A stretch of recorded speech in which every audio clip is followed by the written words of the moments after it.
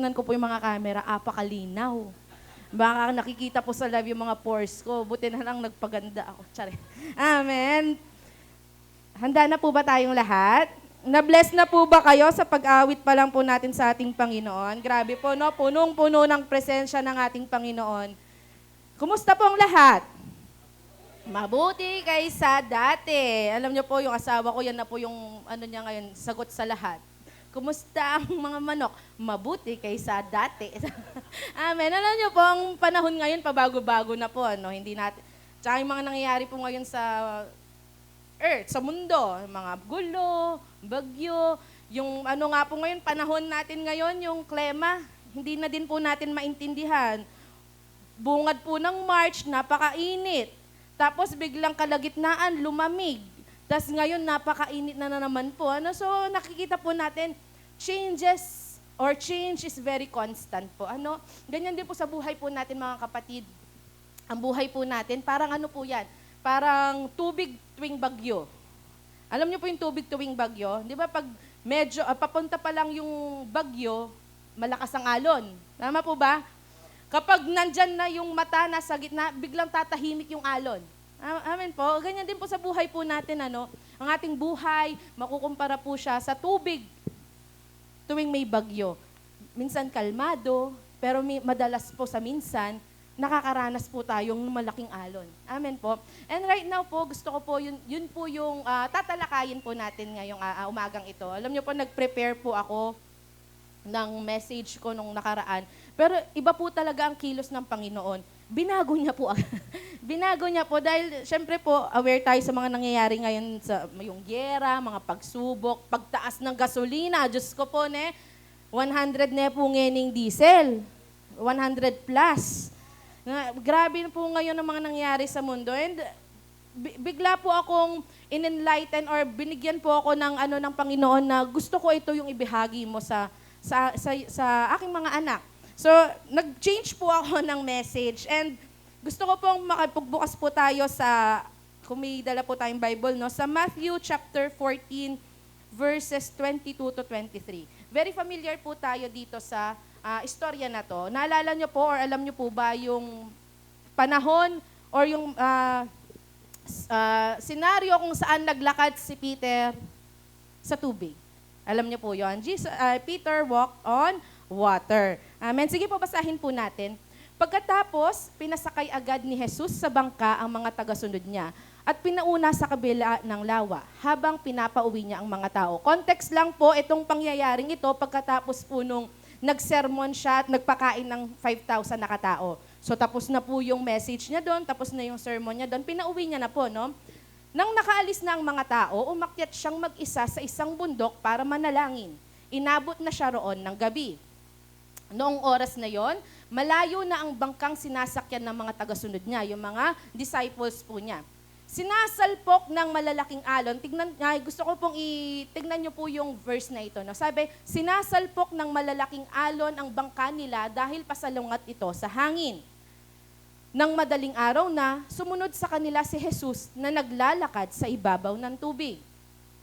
Pagkakita ng mga tagasunod na may naglalakad sa tubig, kinilabutan sila at napasigaw sila ng multo dahil sa matinding takot. Pero agad na nagsalita si Jesus. Sabi niya, ako ito, huwag kayong matakot, lakasan ninyo ang inyong loob. Ulitin ko, sabi niya po, ako ito, huwag kayong matakot, lakasan ninyo ang inyong loob. Pero next po. Sumagot si Pedro sa kanya, Panginoon, kung kayo nga ayan, papuntahin niyo ako riyan na naglalakad din sa tubig. Iba po talaga si Pedro, no? Sabi ni Jesus, halika. Halika, sabi ni Jesus. Kaya bumaba si Pedro sa bangka at naglalakad sa tubig patungo kay Jesus.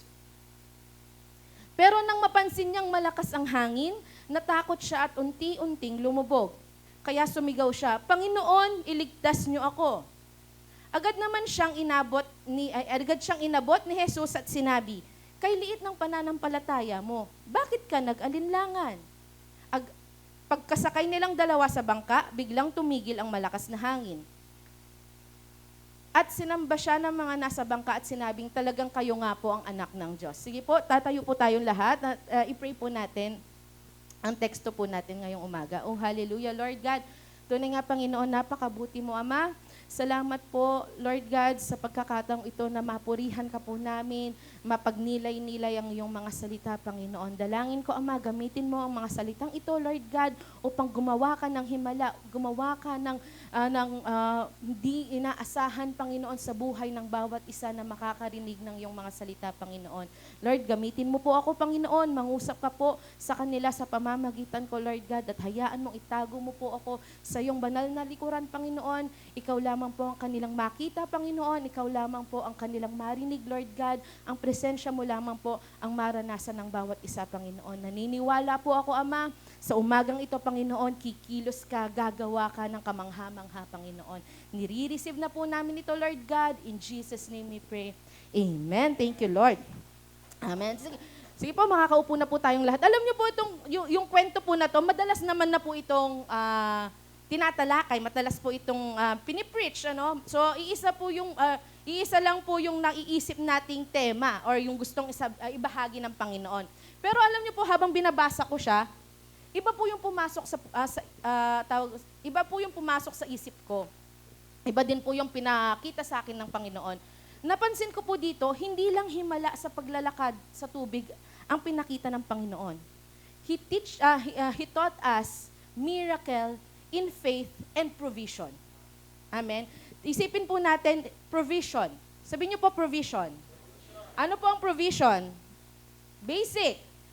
Ang ating Panginoon, He provides, He sustains lahat ng ating pangangailangan. Tama po? But sometimes, ang provision po kasi, iniisip natin, madalas, pera, material na bagay. Tama po ba? Pero paano po kaya, or paano po kung sasabihin ko sa inyo na hindi lamang po yun ang provision na kayang ibigay ng ating Panginoon? Minsan, sa tuwing nakakaranas po tayo ng bagyo, yung bagyo po mismo yung provision ng Panginoon. Naniniwala po ba kayo doon? Yung bagyo mismo, katulad nung nangyari kay Peter, yung bagyo na nararanasan niya ng mga oras na yon, yun yung provision ng Panginoon sa buhay niya. Bakit? Kasi nakapaglakad siya sa tubig. Nagets niyo po ba yung kwento kanina? Naglakad sa tubig si Peter. Sino po dito ang kayang maglakad sa tubig? Wala. Kaya po ang nangyari kay Peter nung mga panahon na yun, isang miracle na napapaloob sa provision ng ating Panginoon. Paano ko po ito nasabi? May konting points lang naman po ako. Una po, no, God's provision comes when you step out in faith. Ulitin ko po. God's provision comes when you step out in faith. Ano pong nangyari? Faith, yung obedience po natin, no? Faith comes from hearing and hearing the word of God. Tama po ba? Faith comes from hearing and hearing the word of God. And what will you do kapag narinig mo ang boses ng ating Panginoon? You will obey. And provision is activated by obedience. Paano ko po nasabi yon? Noong mga panahon na yon, mga kapatid, si Peter, anong sinabi niya kay Jesus? Panginoon, kung ikaw po talaga yan, sabihin mo, o tawagin mo ako, palapitin mo ako sa'yo. Peter was very bold to ask Jesus na papuntahin siya sa tubig. Tama po ba? At nag-step lang siya palabas ng kanyang bangka nung narinig niya ang ating Panginoon na sinabing, halika. Nakukuha niyo po ba? Uulitin ko po. Faith comes from hearing and hearing the word of God. Tama po ba yon? Ang pananampalataya natin, nakukultivate kapag naririnig natin ang mga salita ng Diyos. At pag narinig mo ang salita ng Diyos, anong gagawin mo? Susunod ka. And when sumunod ka, when you obey God, provision follows. Paano nangyari sa buhay ni Pedro? Tinawag niya si Jesus. Sinabi niya kay Jesus, Panginoon, kung ikaw po talaga yan, papuntahin mo ako sa'yo. Tama po? Ano sinabi ni Jesus? Halika. Come, sabi niya. At ang ginawa ni Pedro, he obeyed. Now, ganito po yan, no? Maririnig mo lang po ang boses ng Panginoon kapag kinausap mo siya, obviously. Ang isang tao kapag hindi mo kinakausap, hindi yan magsasalita. Tama po ba? Ganon din po ang ating Panginoon. Sa Bible po, no, ang dami niyang reminder na humiling ka. Kausapin mo ako, ask. Tama, may alam po ba kayong verse na sinabi ng Panginoon, ask, and it will be given to you. Whatever you ask for in prayer, Believe that you have received it, and it will be yours. Tama po ba? Ask. Ano sabi ng Panginoon? Ask, and you shall receive. Nga, paano niyo po maririnig ang ating Panginoon kung hindi ka po mag-a-ask? Nagigets po natin? How will you hear the voice of God kapag hindi mo siya kinakausap? Alam niyo po, share ko lang po, no, nung nakaraan po kasi, si Bebo, si Greg po, no, may sakit ulit, inuubo, and medyo na kinakabahan na po ako pag inuubo si Greg kasi may history na po siya ng pneumonia. So, natatakot po ako, ayaw ko po siyang ma-hospital ulit. Eh, nung pina-check up po kasi namin siya sa polyclinic, sabi ng doktor, kapag hindi pa umayos within 24 hours, i-confine na naman po ulit. Eh, ayoko po. Personally po, na ayokong makita ulit na tinutusok yung anak ko. Sobrang sakit po, sobrang hirap. So, mga ilang araw, inuubo siya, naggamot, pinainom ng gamot, kaso hindi nag-work.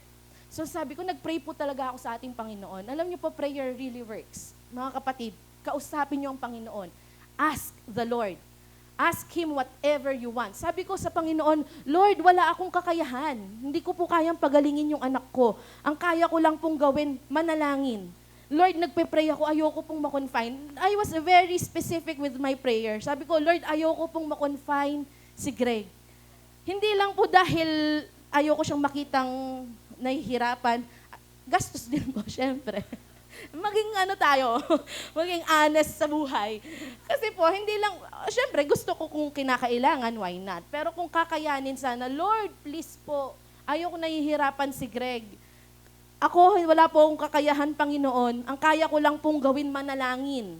Lord, ikaw lang ang kayang magpagaling. Alam niyo, yun po yung deklarasyon ko, gabi-gabi, habang natutulog si Greg, habang karga-karga ko po siya. Tapos, susungaya po kasi, hinihingal. So, natatakot po ako. Tapos, alam niyo po anong nangyari? After po noon, hindi po ako nagbibiro. Hindi po ako gumagawa lang ng kwento para lang may ma-share po ako sa inyo. Kinabukasan po noon, ang ginawa ko, sige, painumin ko ng tubig kasi nagsusolids na po siya. No? Alam niyo po ang nangyari? Himala ng Panginoon. Nawala po yung sunga niya. Nawala yung ubo-ubo niya. Totoo po ito, I am testifying kasi po totoong ginawa ng ating Panginoon. I asked God, sabi ko, Lord, hindi ko kayang magpagaling. Kayo lang po ang kayang magpagaling. Pag desperado na po kasi kayo talaga, na hindi nyo na po alam gagawin, mag-herbal ka na, pahilot mo na yung Pero alam niyo po, naniwala ako na ang Panginoon lang po ang kumilos. Now, to have the faith that hears the word of God, that hears Jesus, ano pong gagawin nyo? Ask Him. Kausapin mo po siya. Tulad ng ginawa ni Pedro. Malakas ang loob ni Peter, no? Inutusan niya ang Panginoon. Sabi niya, Jesus, kung ikaw yan, sabihin mo, puntahan kita. Anong ginawa ng Panginoon? After Peter asked God, after Peter obeyed God, provision followed. Anong provision ang ginawa ng Panginoon sa kanya? Gumawa siya ng himala sa buhay ni Pedro. Nung sinabi niyang halika, lumabas siya sa bangka. Anong nangyari? Nakapaglakad po siya sa tubig. Amen. Try niyo po. Sabihin niyo kay Jesus, palakarin niyo. Hindi naman po. Ano nangyayari po ito sa buhay natin, no? May mga bagay po tayong pinagdadaan, may mga pagsubok tayong pinagdadaanan. Pero once you obeyed God, provision follows. Hindi lang po sa provision when it comes to money, provision in strength. Sa tuwing nanghihina ka, anong nangyari? You ask God, Lord, strengthen me. Palalakasin ka niya, kapatid. Amen? And ito po ang gusto kong makita po ninyo, no? Nung nangyari po yung himala na yon na nakapaglakad siya sa tubig, saan nangyari yon? Sa tubig mismo. Hindi sa bangka. Nagigets niyo po? The miracle happened when he stepped out of the boat. Nung lumabas lang siya ng bangka. Ibig sabihin po, ang bangka na yan, it symbolizes what? Our comfort zone, our safe place, yung lugar kung saan ayaw mong magkamali, ayaw mong mapahiya, ayaw mong malungkot, ayaw mong bumagsak. Nagigets po natin. Pero mga kapatid, you will never experience the supernatural miracle of the Lord kapag nasa comfort zone ka lang. Lumabas ka dyan sa comfort zone mo. Amen? Kung alam mo na kaya mong mag-speak dito sa harap tuwing Sunday, pero nahihiya ka, nandyan ka lang sa comfort zone mo, kapatid, lumabas ka. Hindi mo mararanasan yung supernatural miracle na kayang gawin sa'yo ng Panginoon kung nandyan ka lang. Kunwari gusto mong umunlad ang iyong buhay, anong gagawin mo? Kapatid, kumilos ka. Amen? Kumilos ka kung gusto mong umunlad ng iyong buhay at ang provision ng Panginoon susunod sa'yo.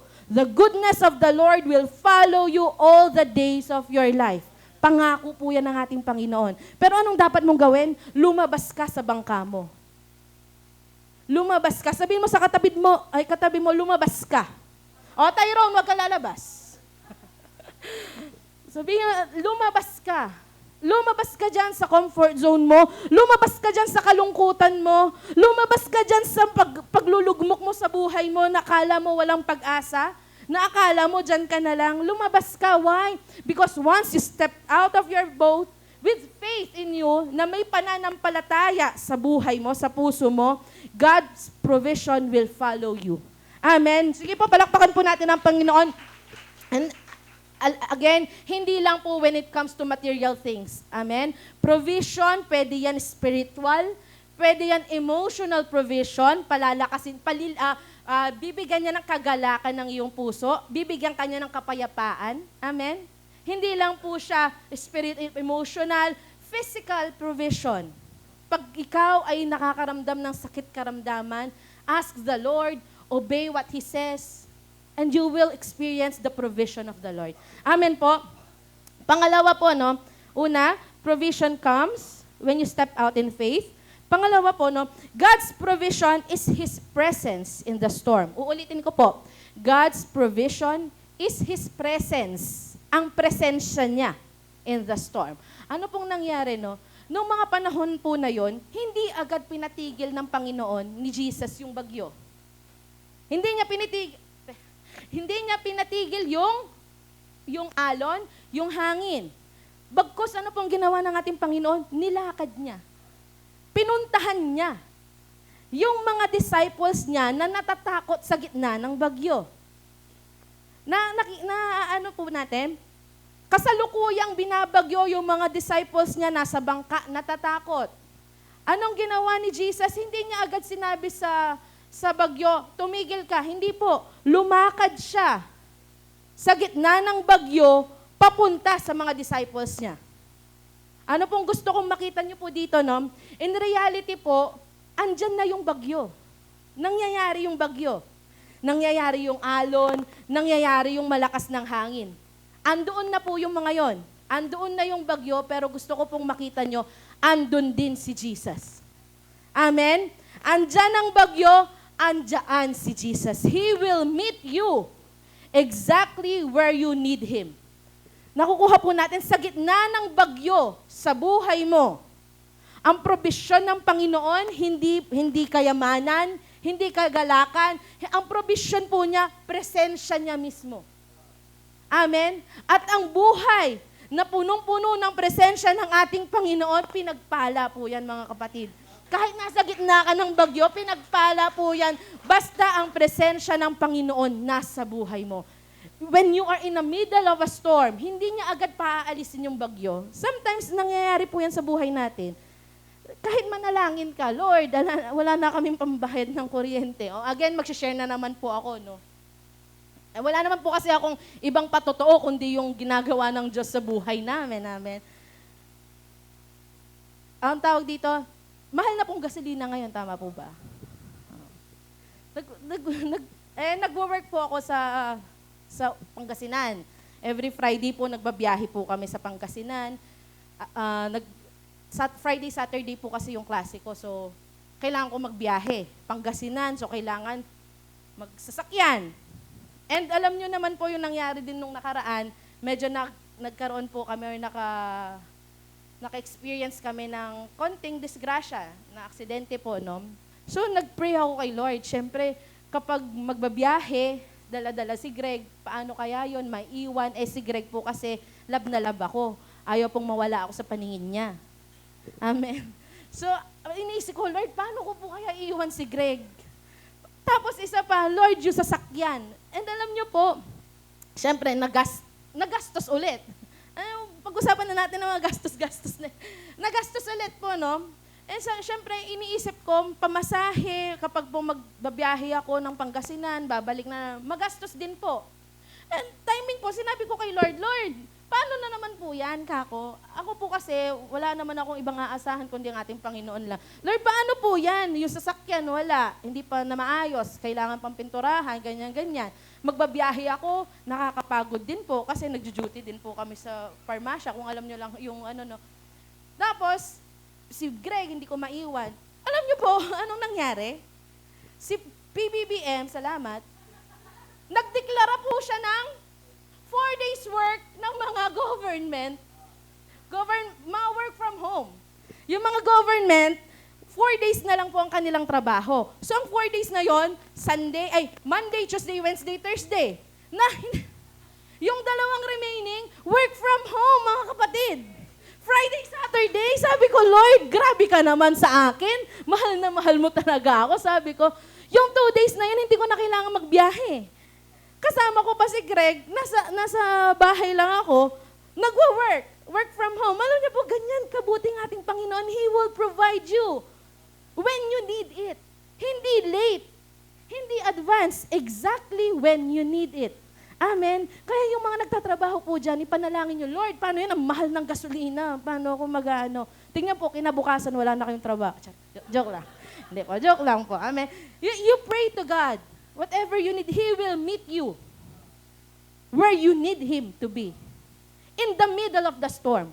Hindi pagkatapos ng bagyo. Hindi bago magbagyo. Pero nandyan pa rin ang Panginoon. Kasi iniisip kasi natin, kapag okay na ang buhay natin, doon lang meron sa Panginoon. Or sometimes, kapag okay na ang buhay natin, hindi na natin naiisip ang Panginoon. Kaya anong ginagawa niya? In the middle of the storm, doon siya magpaparanas sa'yo.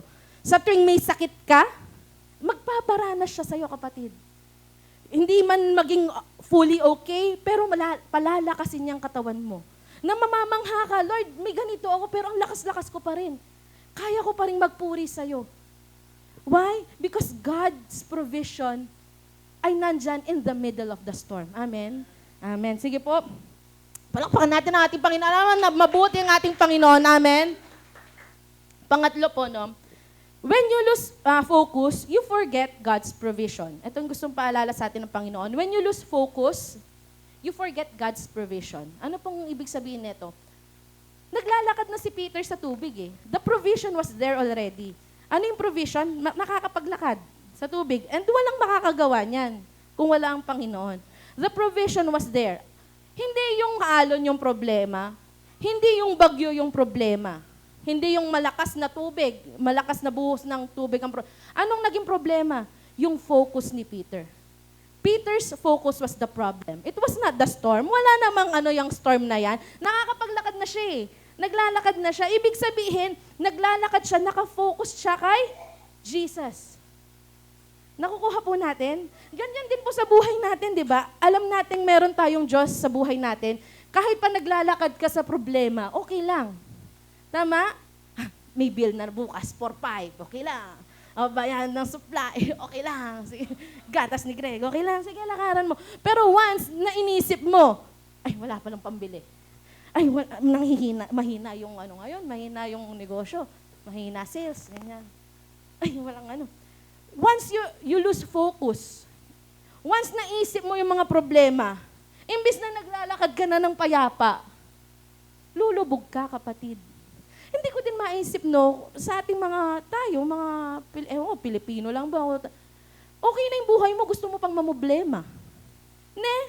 May lalabas na naman, pero mag-iisip ka pa ng poproblemahin mo. Amen. Ako po, share na naman ako ng buhay ko. Pasensya na po.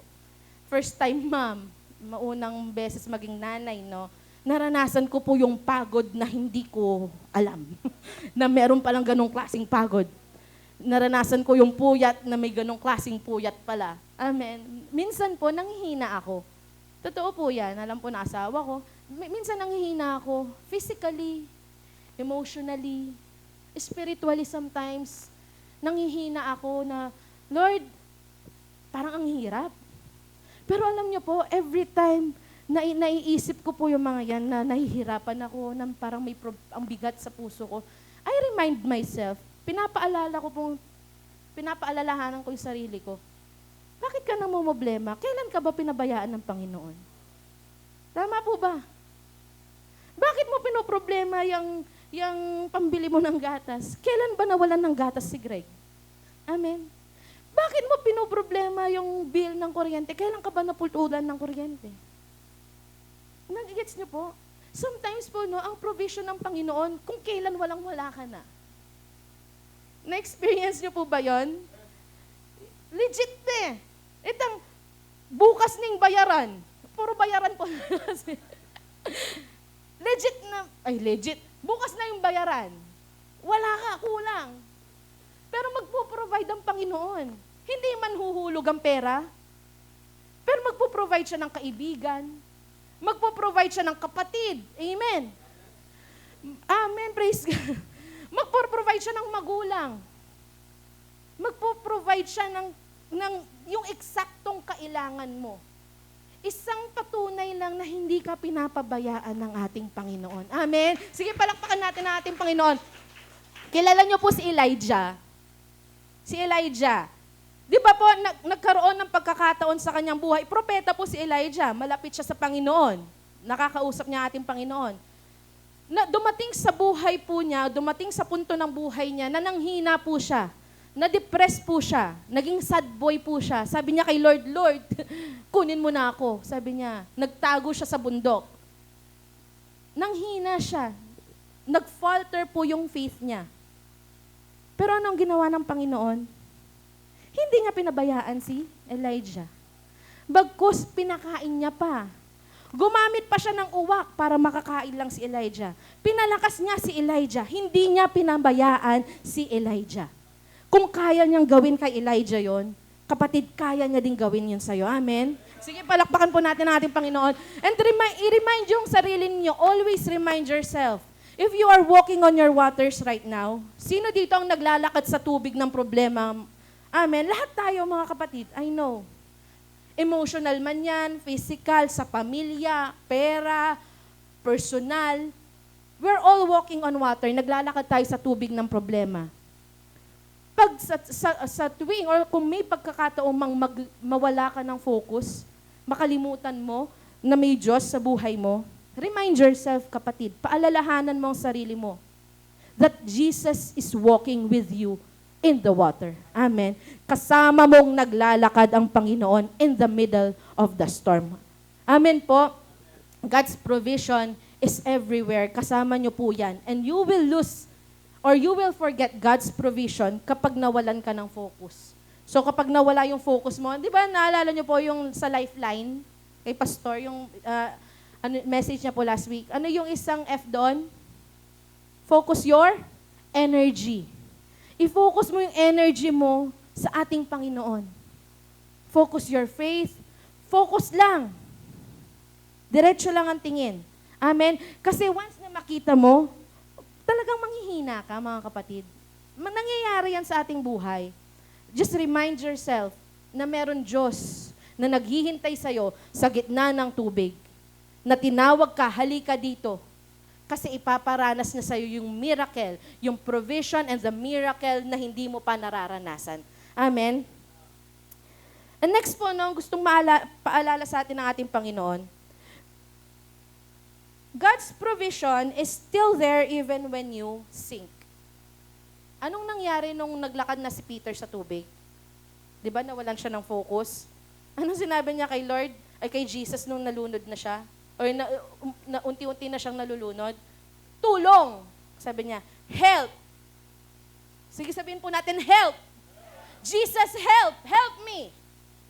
Help me! Humingi siya ng tulong sa Panginoon. Anong ginawa ng Panginoon? Anong ginawa ni Jesus? Hindi niya pinanood lang si Peter. Yang kasi, sabi ko sa'yo, masyado kang mayabang. Hindi niya ginanon. Hindi nagko-condemn ang ating Panginoon. Amen? Anong ginawa niya? Immediately. Sa English po kasi nakalagay doon, immediately Jesus reached out His hand.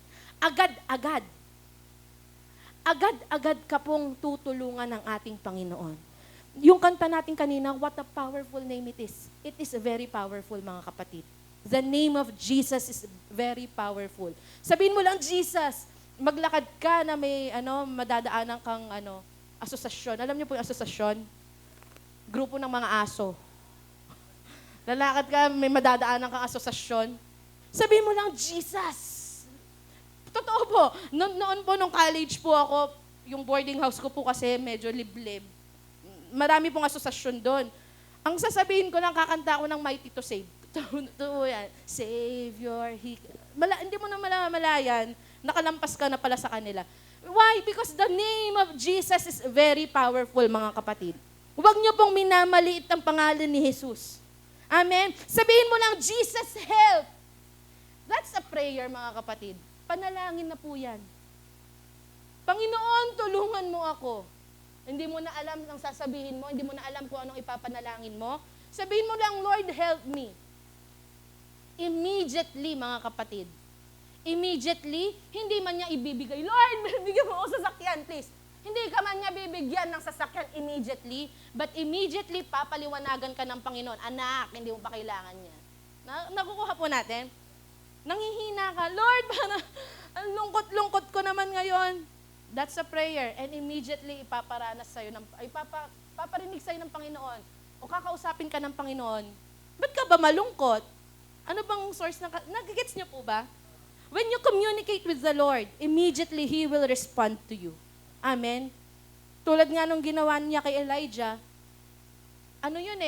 prayer of desperation yung ginawa ni Elijah na, Lord, ayoko na, kunin mo na ako. Immediately, God responded. Pinalakas niya si Elijah. Pinakain niya si Elijah. Mga kapatid, tatandaan po natin, ang ating Panginoon po, andyan lang siya palagi sa ating tabi. Amen? His presence is His provision. Amen? And kahit na lumulubog ka pa, kahit na nalulungkot ka, feeling mo wala ng pag-asa, kahit akala mo, mag-isa ka na lang sa mundo, hindi ka nagagaling, wala ng pag-asa yung pamilya mo, hindi ka po pababayaan ng ating Panginoon. God is still there. Kahit na nagfe-fail ka pa, kahit na lumulubog ka pa.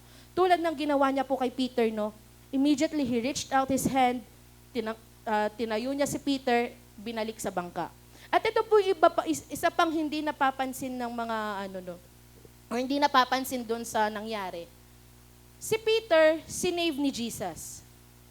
Paano naman yung mga natira sa bangka? Naisip niyo po ba sila? Siyempre hindi, kasi sarili niyo lang po yung iniisip. Naisip niyo po ba yung mga naiwan sa bangka? Hindi din sila lumubog. Tama po ba?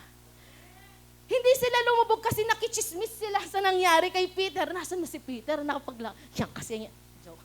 Anong nangyari? Sinave din po sila ng ating Panginoon. Hindi niya din hinayaan, hindi niya pinabayaan na lumubog yung bangka na sinasakyan ng ibang disciples na naiwan sa bangka. Amen? Ibig sabihin po nun, kung ikaw, sinave ka ng ating Panginoon, yung nakapaligid sa'yo, isi-save din ng ating Panginoon. Amen? Ano lang po ang kailangan? His presence, ang presensya ng ating Panginoon. Kaya kung may pinapanalangin po tayong kapatid, kaibigan, kamag-anak, mga mahal natin sa buhay, if God saved you, He will save them too. Tulad ng ginawa niya sa mga disciples, di ba? Sinave niya si Peter, pinaakyat niya sa bangka, ligtas din po yung mga naiwan sa bangka. So kahit po kayo ay natatakot tulad nila, hindi ka pababayaan ng ating Panginoon. God's provision will follow you all the days of your life. Amen po? Naniniwala po ba tayo na God will provide in your life? Amen? Sino dito hindi naniniwala? Lahat po tayo naniniwala. Ano po ang tawag kay God the provider? Jehovah Jireh. Jireh. Ano ba? Hire. Basta yun na. Si Jehovah Jireh. And if you believe that God will provide in your life, He will provide. Amen. All you have to have is faith. Paniniwala. Amen. Yung angle ko po ba, okay pa? Okay pa po. Maganda. Amen. And last na gusto pong makita ng ating Panginoon. After pong nangyari ng bagyong yan, Ano pong nangyari nung last, yung paki-flash man, yung last na nangyari, ano yung last na nangyari? Verse 32. Pagkasakay nilang dalawa sa bangka, biglang tumigil ang malakas na hangin. Amen. Ano nangyari? Tumigil ang malakas na hangin. Kahit hangin, kahit tubig na papasunod ng ating Panginoon, saan ka pa? Amen. Kung yung maliit mong problema, kung nga kahit ang mahal-mahal na ng gasolina, nakakapag-rides ka pa. O saan ka pa? Because God provided. Share ko lang, Gerald. Kasi pinag-uusapan namin yung bahay at lupa, bibili, syempre ganyan. Sabi ko, paano pag mag-loan tayo? Sabi ko. Sabi niya, hindi pa tayo pwedeng mag-loan, sabi niya. Baka sabihin mo na naman yan, God will provide. Oo, God will provide. Sabi niya. Pero hindi niya ipag-provide yung, wala lang po, natuwa lang po ako because I believe that God will provide. Amen. And naniniwala din po ang aking asawa noon. Nagbibiro lang po kami noon. Amen. Sa mga nangyayari sa buhay natin, in the middle of the storm, tumigil ang bagyo. Amen. At anong sabi sa next verse? Verse 33. At sinamba siya ng mga nasa bangka at sinabi, talagang kayo nga po ang anak ng Diyos. He revealed in the middle of the storm kung sino talaga siya. Sino siya? Siya yung nagpapatigil ng bagyo. Siya yung nagpapatigil ng hangin, ng lakas ng hangin, ng lakas ng alon. Yan ang Diyos na sinasamba po natin, mga kapatid. Amen. Napatigil niya yung bagyo. Yung problema, pagsubok mo sa buhay, kaya niya pong patigilin yan. Amen. Amen. And sometimes po, yung provision kasi hinihintay natin, yung material na darating. Sometimes po, hindi kailangan tumigil ng bagyo para maranasan mo ang provision ng ating Panginoon. Why? Kasi minsan po, yung bagyo na po mismo yung provision. That storm is the provision of the Lord. Bakit? Bagyo nga, paano yan provision? Kasi tuwing may bagyo, bibigyan ka ng kalakasan ng ating Panginoon, makapaglakad sa tubig.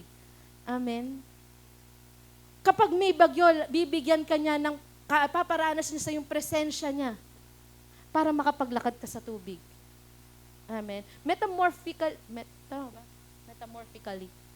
Hindi siya literal na maglalakad ka sa dagat, sa tubig. Tuwing may problema at pagsubok ka, yung mga problema at pagsubok na yan, provision na po yan ng ating Panginoon para maranasan mo siya sa buhay mo. Amen? Yung sakit karamdaman na yan, that's God's provision in your life to experience miracle. Kamanghamanghang bagay na hindi mo pa nararanasan namin. Yung panghihina mo na yan, yung mga kalungkutan mo, yung mga problemang iniisip mo, provision na yan ng ating Panginoon dahil nararanasan mo siya diyan sa pagsubok na yan namin.